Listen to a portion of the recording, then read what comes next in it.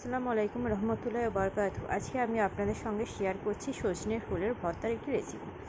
এর জন্য সজনে ফুলগুলোকে নিয়ে নিয়েছি।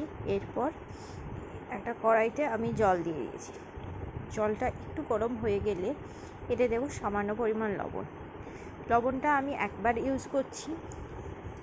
এই সময় লবণটা দিলে সজনের ফুলের মধ্যে লবণটা চলে যাবে, আর একটু এক্সট্রা করে লবণ দিতে হবে না। এরপর দিয়ে দিলাম এতে হলুদটা খুবই সামান্য পরিমাণ হলুদ দিয়ে দেবো।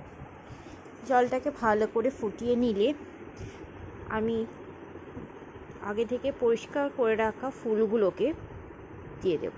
ধুয়ে পরিষ্কার করে রাখা ফুলগুলোকে দিয়ে দেবো। একটু ভালো করে নেড়ে চেড়ে ঢাকা দিয়ে দেবো কিছুক্ষণের জন্য, জাস্ট কিছুক্ষণের জন্য সেদ্ধটা হওয়ার জন্য 2 থেকে 3 মিনিট। সজনের ফুল আমরা অনেকেই এটা খেতে পছন্দ করি, কিন্তু এটার যে এত সুন্দর রেসিপি হয় সেটা আমরা অনেকেই হয়তো জানি না। অনেকেই আমরা বড়া করি বা অনেক রকম করে খাই, কিন্তু ভর্তাটা আমাদের মধ্যে অনেকেই করতে পারে না, বা করলেও সেরকম সুন্দর হয় না। এইভাবে একবার ট্রাই করে দেখবেন, আশা করছি আপনাদের ভালো লাগবে।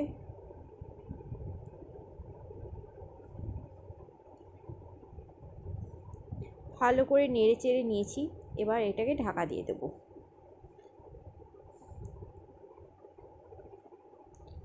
ঢাকা দিয়ে 2 থেকে 3 মিনিটের জন্য এটাকে সেদ্ধ হতে দেবো। মাঝে একবার খুলে দেখে নেব যে এটা জল আছে কি না। দেখুন, খুবই সামান্য পরিমাণ জল আছে। জলটা একেবারে যাতে শুষে যায় ততক্ষণ অবধি আমরা এটাকে ঢাকা দেব বা এটাকে বয়েলিং করে নেব।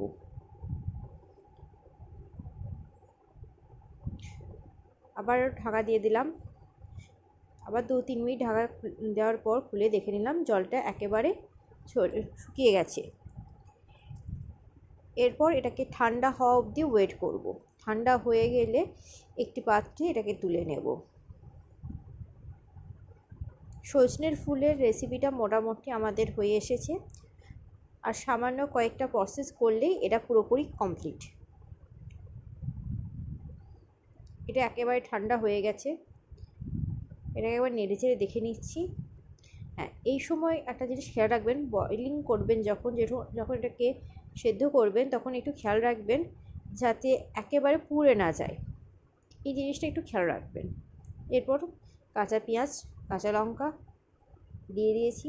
এতে দেব সামান্য পরিমাণ সর্ষের তেল। এই রেসিপিটার টেস্ট পারবে এই সর্ষের তেলের জন্য। ভালো করে মাখিয়ে নেব। তারপর যেরকমভাবে নর্মালি ভর্তা করে যে কোনো কিছু, সেই রকমভাবেই ভর্তাটা করে নেব। আমাদের রেসিপি রেডি।